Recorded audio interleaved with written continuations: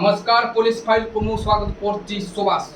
एमिति एक रोमहस्यकारी घटना घटी जाइछि बेंगलोर ठारे। राकेश कोले पारे राकेश को किए से करिला हत्या हत्या अपराधी जनक किए हेइ पारे पुलिस रो संदेह कहा परे शेष में पुलिस रो संदेह होइतला तांको सांग बापुन परे बापुन कार्डर मास्टर माइंड करी राकेश को करिथिला हत्या आ धरा पड़ जवा भୟରେ से नई को फिंगी दैतला बापुन को शेष में पुलिस पहुंचीथिला